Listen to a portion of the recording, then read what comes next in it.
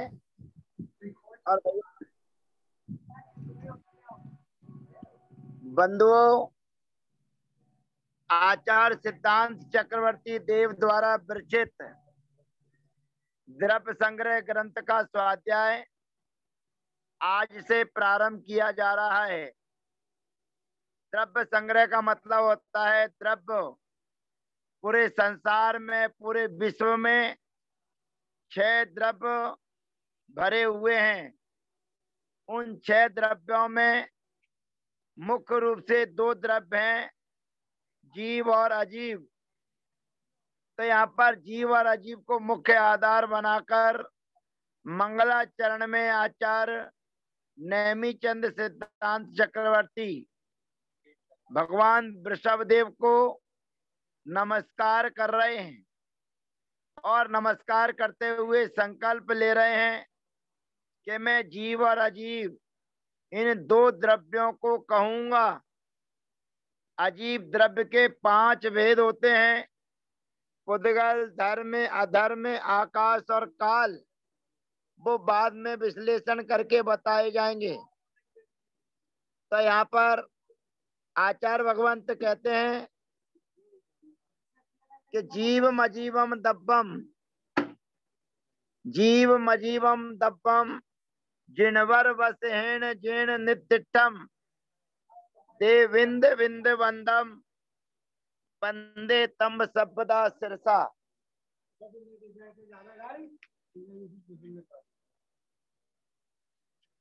जीवम अजीवम दब्बम जिनवर वसहेण जीर्ण नित्यम देविंद विंद वंदम वंदे तम सबदा सिरसा। यहाँ पर जिनवर वसहेण, जिनवर माने जिनवरों में, वसवेण माने वृषभ माने आदिनाथ भगवान के द्वारा, जोइन माने जिन आदिनाथ भगवान के द्वारा जीवम अजीवम दब्बम, जीव और अजीव द्रव्य नित्यम कहे गए हैं। उन आदिनाथ भगवान कैसे हैं? जिनवर वसहेण, जिनेन्द्र भगवानों में वृषभ माने श्रेष्ठ आदिनाथ भगवान कैसे हैं? देव विंद विंद वंदम माने देवों के जो इंद्र हैं, उन इंद्रों के समूह के द्वारा जो वंदनीय हैं, अर्थात जो जो इंद्र हैं उनके भी मुखिया हैं, उन इंद्रों के मुखियाओं के द्वारा जो वंदनीय हैं, वंदम माने वंदनीय हैं, ऐसे जिनवर वसहेण जिनेन्द्र भगवान में श्रेष्ठ वृषभनाथ भगवान को शब्दा माने हमेशा, सुबह दोपहर शाम को जिनेन्द्र भगवान के दर्शन हमको कम से कम गृहस्थों को 2 बार और प्रतिमाधारियों को 3 बार करना चाहिए। तो शब्दा का मतलब होता है तीनों काल, तीनों कालों में शीर्षा, सिर को झुका करके मैं भगवान आदिनाथ की वंदे माने वंदना करता हूं। अब आप पूछेंगे 3 बार दर्शन कैसे करना?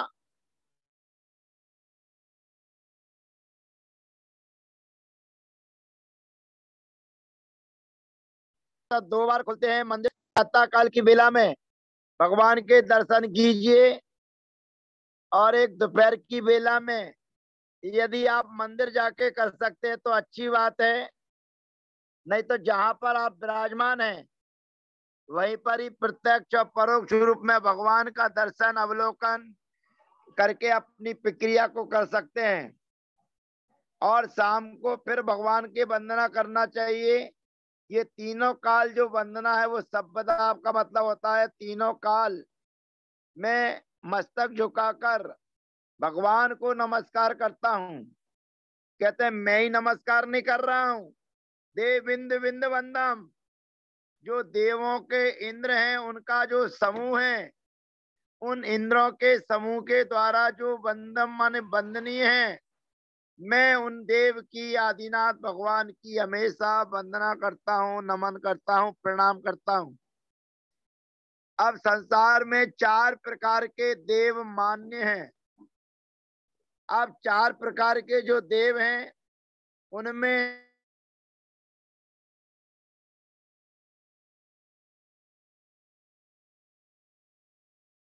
भवनवासी 4 प्रकार के देवों की व्यवस्था हमारे बीच में है।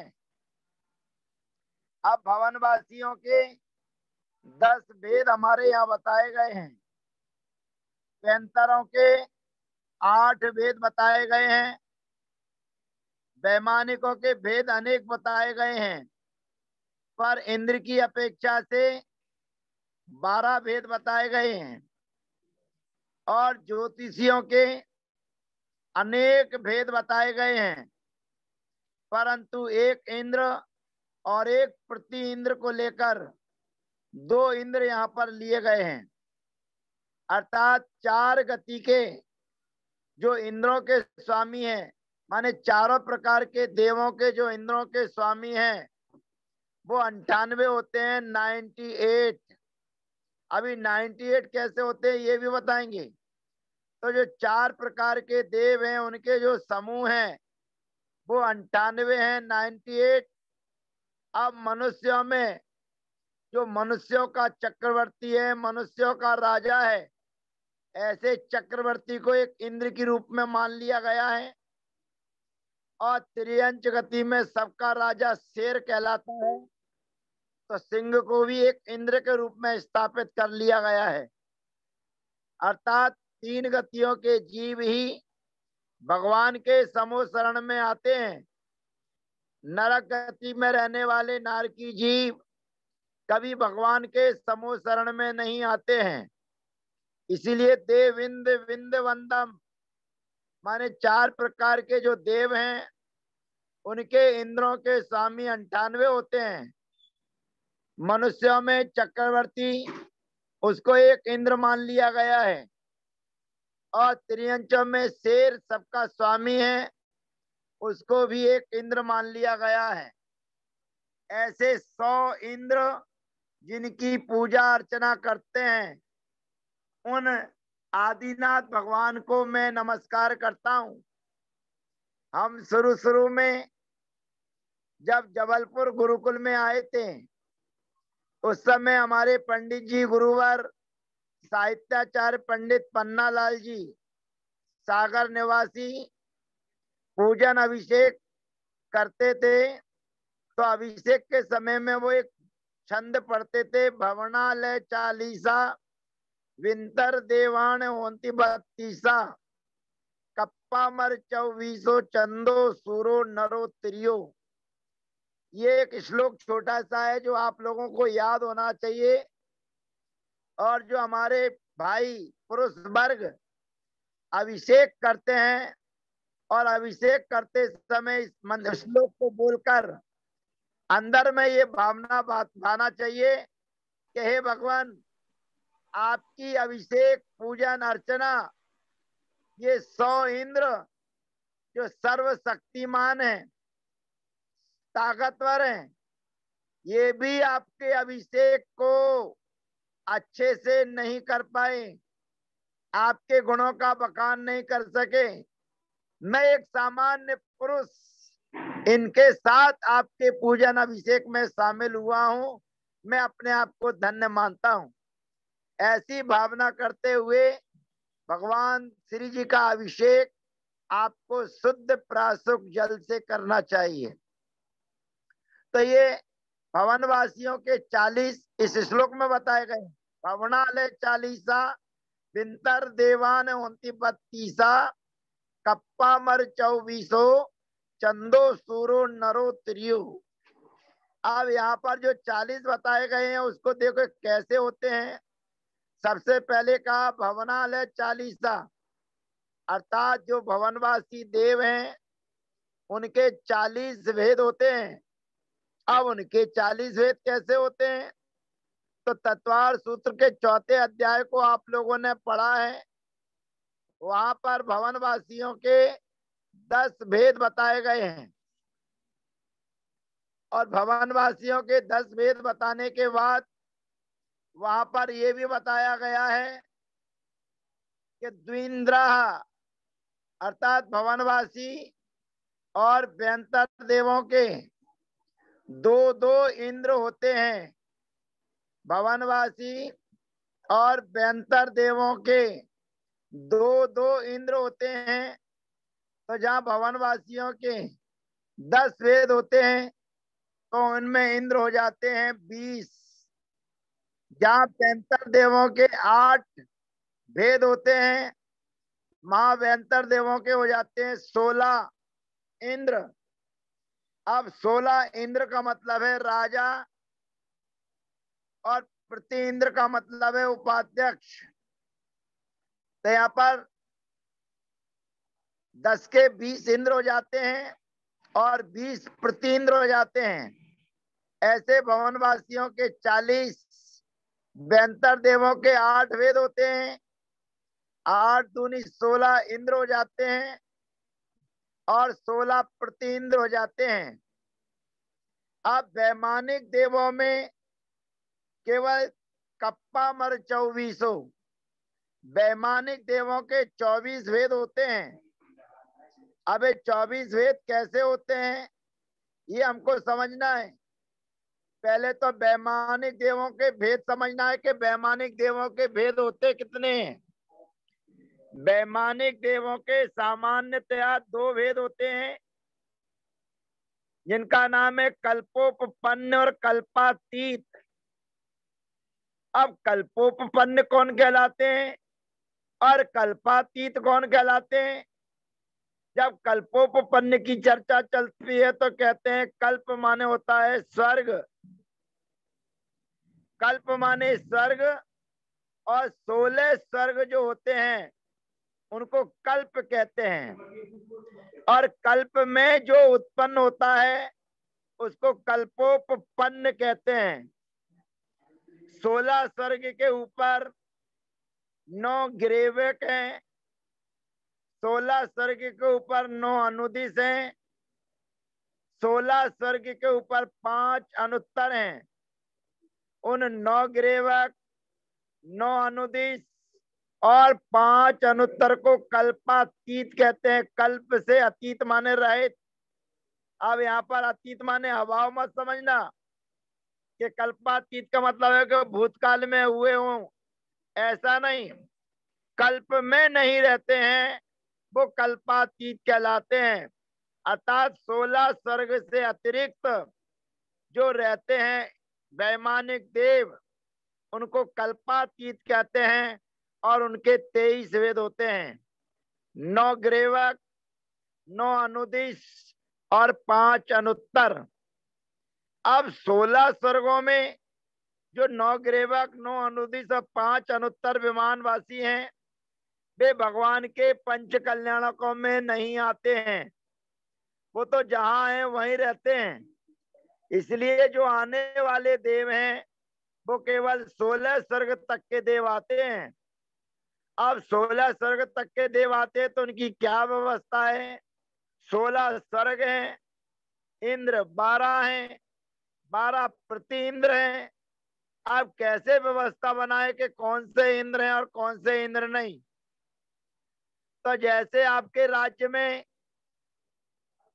एक एक राज्यपाल को 2 राज्यों का राज्यपाल बना दिया जाता है। जैसे हमारे लोकसभा में रहने वाले जो मंत्री हैं एक एक मंत्री को 2 विभाग दे दिए जाते हैं। ऐसे ही यहाँ पर 16 स्वर्गों में अलग अलग व्यवस्था बनाई जा रही है। तब पहले स्वर्ग में एक इंद्र को नियुक्त कर दिया जाता है कि आपको पहले स्वर्ग की पूरी व्यवस्था देखनी है। 1 2 3 4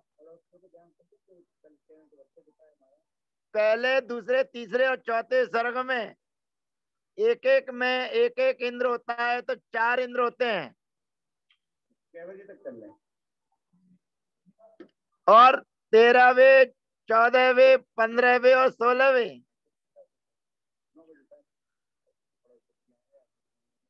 13वें, 14वें, 15वें और 16वें स्वर्ग में एक एक इंद्र होते हैं।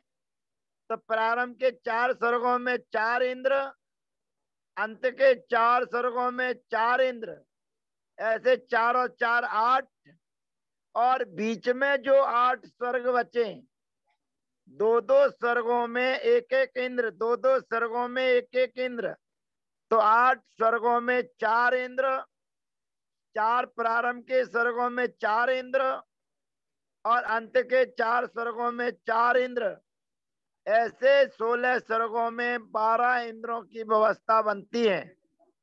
ये 12 इंद्र और इनके प्रति इंद्र 12, ऐसे कप्पा मर 2400 कल्पवासियों के 24 इंद्र कहलाते हैं। अब ज्योतिषी देव बचे। पूरे ज्योतिषी देव में जैन दर्शन की विशेषता समझना। जैन दर्शन की विशेषता है कि जो चंद्रमा है वह इंद्र है, वह राजा है, और जो सूर्य है वह प्रति इंद्र है, यानी कि उपाध्यक्ष है। तो ज्योतिषी देवों में चंद्रमा को इंद्र और सूर्य को प्रति इंद्र माना गया है।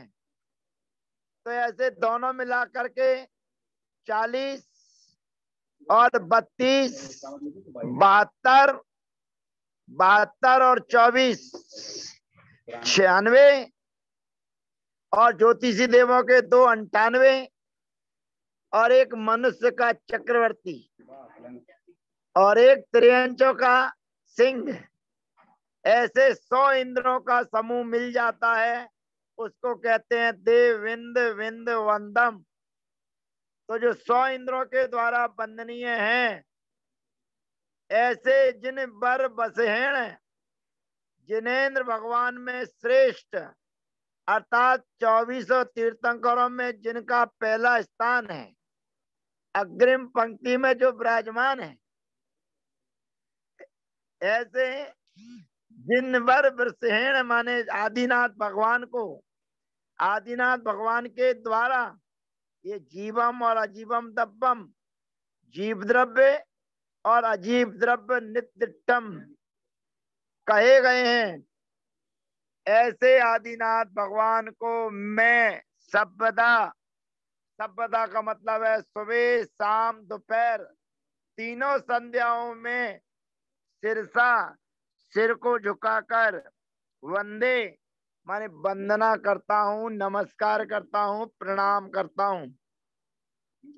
ऐसा संकल्प उन्होंने लिया कि मैं जीव और अजीव तत्व को कहने जा रहा हूं। अब जीव तत्व के बारे में चर्चा करेंगे, फिर अजीव तत्व के बारे में बताएंगे कि अजीव के कितने वेद हैं, पुद्गल, धर्म, अधर्म, आकाश और काल। अब जीव के बारे में केवल एक द्रव्य संग्रह नाम का ग्रंथ, ये एक ऐसा महान ग्रंथ है जिसको छोटा समय सार कहा जाए तो इसमें कोई अतिशयोक्ति वाली बात नहीं है। जीव की 9 अवस्थाएं होती हैं, और 9 अवस्थाओं का चिंतन मनन यदि एक बार कर लिया जाए, मैं तो उन समय सार पढ़ने वालों से केवल एक ही निवेदन और प्रार्थना करता हूं कि जिन लोगों ने भी समय सार पढ़ा है या जो लोग समय सार पढ़ना चाहते हैं, वो द्रव्य संग्रह की दूसरी गाथा को पहले पढ़ लें, और दूसरी गाथा को पहले पढ़ के समझ के उसका क्या भाव है, और उस अर्थ और भाव को समझकर यदि वे समय सार का स्वाध्याय करेंगे तो कभी कसाय से ग्रसित नहीं हो सकते हैं। स्वाध्याय करने का मतलब है आत्मचिंतन। स्वाध्याय करने का मतलब है परिणामों की विशुद्धि। स्वाध्याय करने का मतलब ये नहीं कि हमारा आपस में बैर भाव बना रहे। स्वाध्याय करने का मतलब ये नहीं कि हमारे परिणामों में कसाय भाव बैठी रहे।